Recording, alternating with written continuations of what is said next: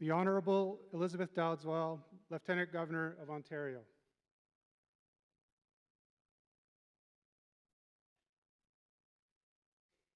In many ways, our celebration today is an official recognition that you, our graduates, are now called to leadership in a crucially important conversation, one that touches on the well-being of our city, our province, and the very future of democracy in our country.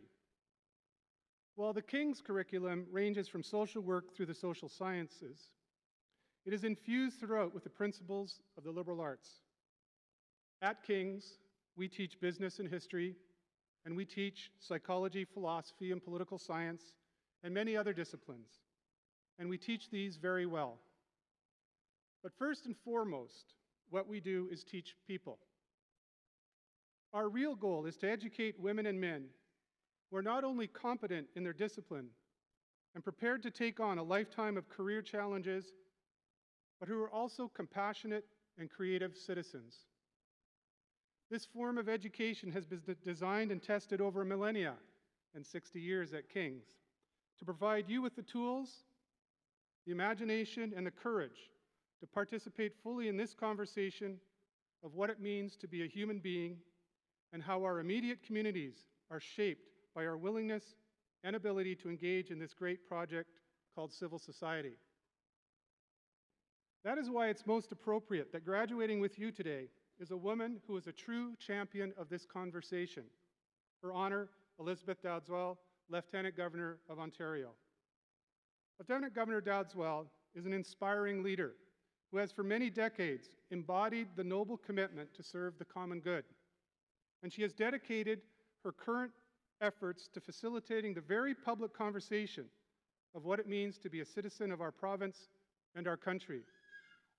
In her words, Her Honor has set out to make her office, quote, a crucible of ideas, inviting us to bring multiple perspectives to the table, to encourage innovation, and to cultivate new ideas, sparking action and commitment to seeing these ideas move forward, close quote.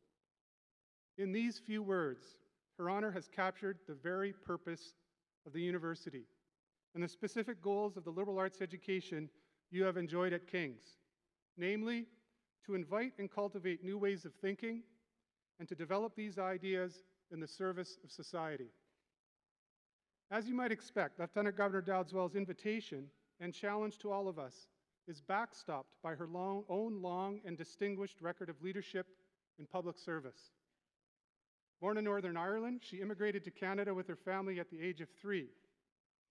For those of you who are worried about what job you might hold after graduation, fasten your seatbelts and imagine what might await you as I provide you with just a few highlights from Her Honor's distinguished career. After her own graduation, Elizabeth Dowdeswell became a high school teacher in Swift Current, Saskatchewan, so by definition, she's a good person. She first entered public service as the Deputy Minister of Culture in Saskatchewan, and then as the Assistant Deputy Minister at Environment Canada. She has been the head of the Meteorological Service of Canada, the head of the United Nations Environment Program in Kenya, the Undersecretary General of the United Nations, and the founder and CEO of the Nuclear Waste Management Organization in Canada. From 2010 until the time of her appointment as our Lieutenant Governor in 2014, the Honourable Elizabeth Dowdeswell served as President and CEO of the Council of Canadian Academies. In recognition of this service and her work as a catalyst for a forward-thinking public discourse, Lieutenant Governor Dowdeswell has received many accolades and awards. She has previously received 10 honorary degrees and the Queen Elizabeth II Diamond Jubilee Medal. She has served as a Colonel of the Regiment of the Queen's York Rangers and is an Honorary Commissioner of the Ontario Provincial Police. And she is a member of the Chancellor of the Order of Ontario and an Officer of the Order of Canada. It is indeed a privilege for us to share this platform and this day with this compassionate and creative woman who for many decades has served our province and our country and challenged us all to engage in informed and creative dialogue for the betterment of society. Mr. Chancellor, on behalf of the Vice Chancellor and in the name of the Senate, I am delighted to ask you to confer the degree of Doctors of Laws, honoris causa, upon a truly great Canadian and esteemed member of the Western University class of 2015, our Lieutenant Governor, the Honourable Elizabeth Dowdeswell.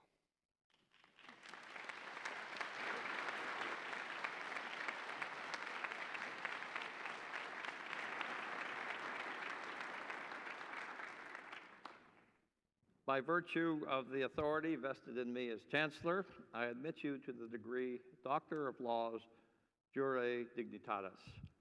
Congratulations, Your Honor.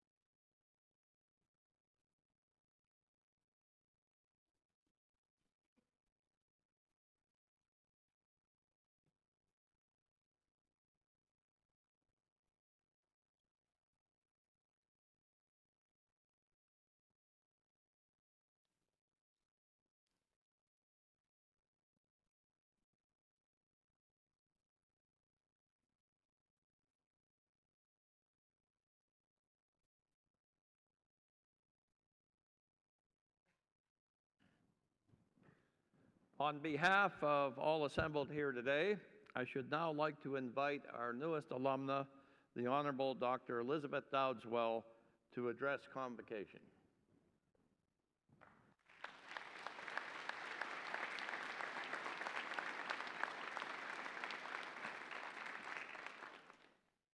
Mr. Chancellor, Mr. President, graduates, family, and guests. What a wonderful sight in front of me. It's amazing. I'm both honored and humbled to be standing before you today. Thank you. Recognition by one's peers has no equal, and recognition from this institution is very special. This university has pursued academic excellence and nourished the soul, while contributing and embracing the imperative to live in harmony with its community, both near and far. In particular, the mission to social justice is certainly to be applauded. But today is not only my celebration, it's yours, and nothing should diminish your pride and that of your families in accomplishing this milestone.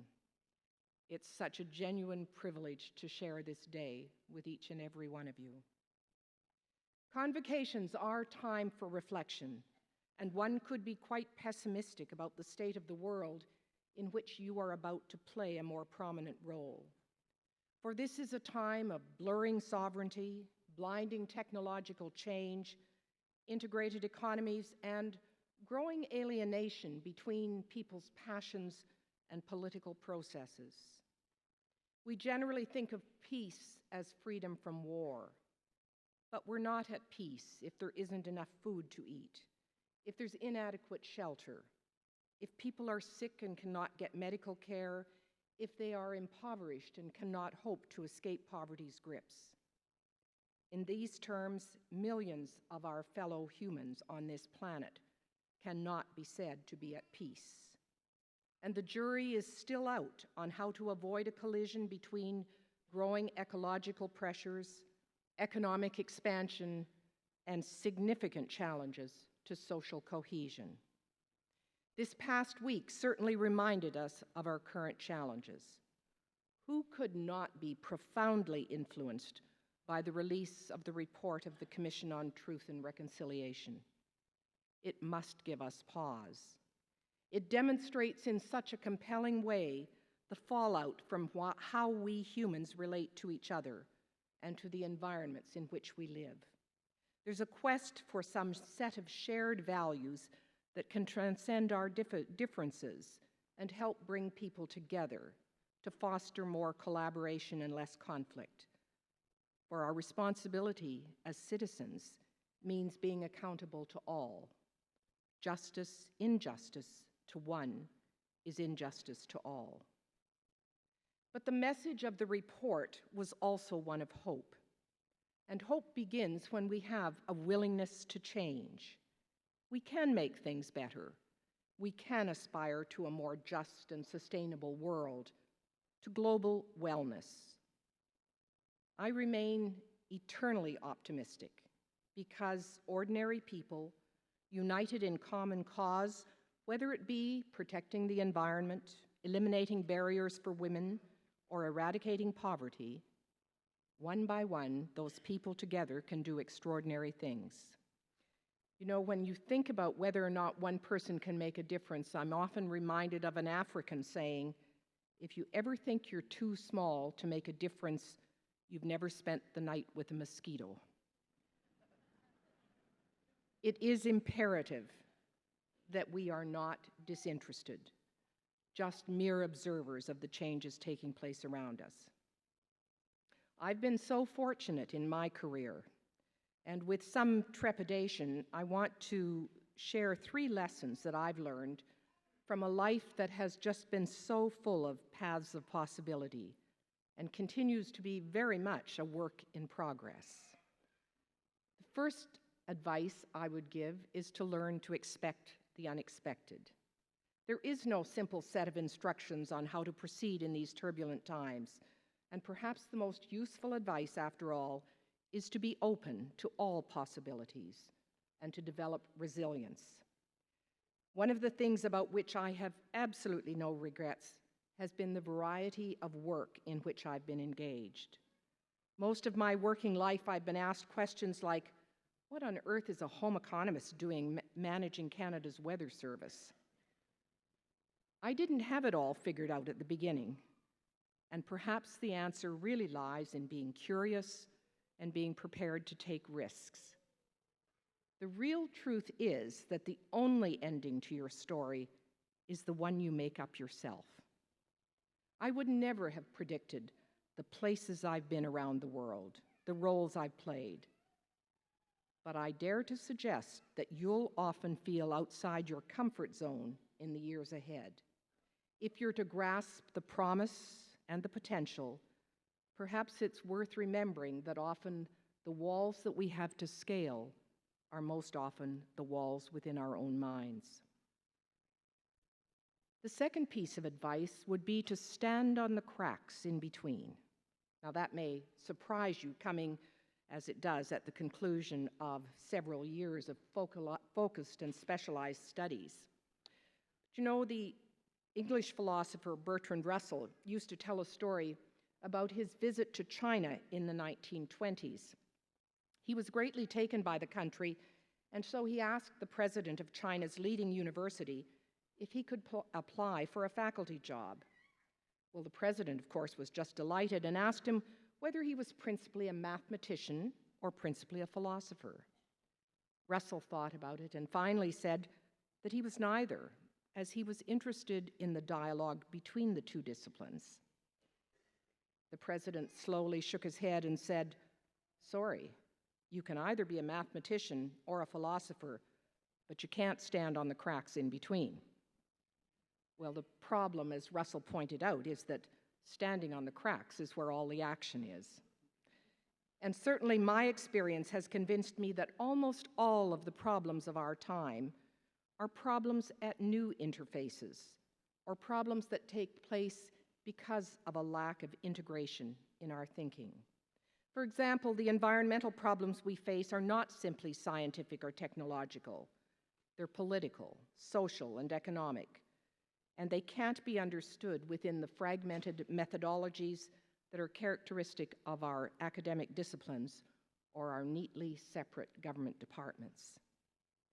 Unexpectedly, a few years ago, I found myself leading a corporation charged with finding an approach to managing Canada's high-level nuclear waste, an issue that embodies scientific complexity, inspires fear and insecurity, demands discussion of trade-offs, polarizes citizens, raises questions of intergenerational equity. Effectively, we were being asked to develop public policy for a period longer than recorded history. Just a little bit humbling. But clearly, we could not simply find the best technical response, because while scientists and specialists can articulate the nature of risk and suggest ways in which that risk might be mitigated, it's really society that will ultimately decide what risks they're prepared to accept. Science may tell us what we can do. Ethics points to what we must. We are on the verge of a powerful new wave of health-related life sciences, with its capacity to recreate nature and even change what it means to be human. Science and technology are forcing us to confront moral dilemmas and profound choices that are going to require deeper global dialogue and greater systemic thinking than we've ever before been challenged to do. And third and finally, the last piece of advice, to know when you've been blessed. My own life has been shaped by being raised as a child of the manse in communities that developed resilience and social consciousness.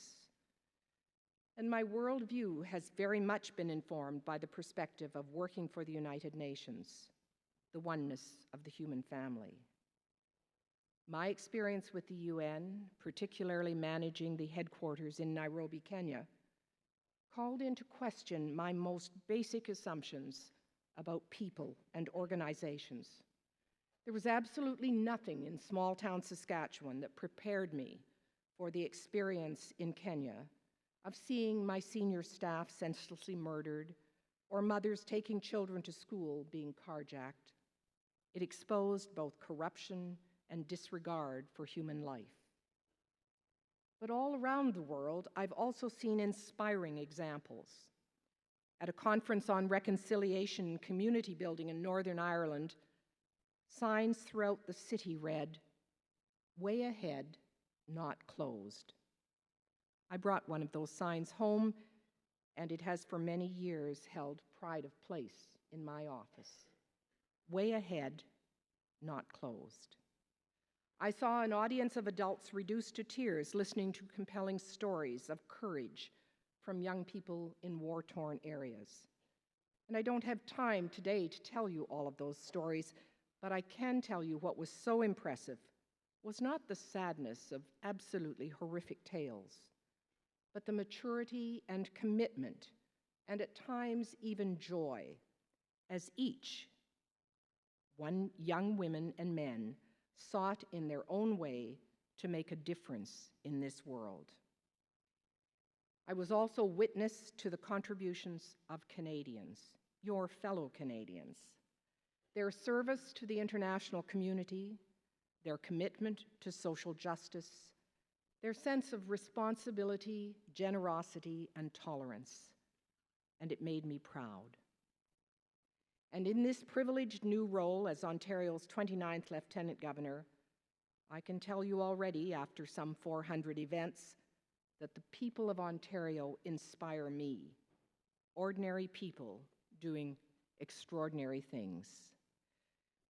We Canadians have really been blessed. Our wealth of natural resources, our relative stability, and our respect for each other as human beings, that is not common to much of the rest of the world. So this must not be the generation that squanders those shared values. This must not be the generation that turns inward, away from participation in the world at large. So know when you've been blessed. And having dared to give you some advice, some serious advice on such a joyous day, to you go my very best wishes. May you experience awakening, courage, and hope. May you seek the human dimension in all things.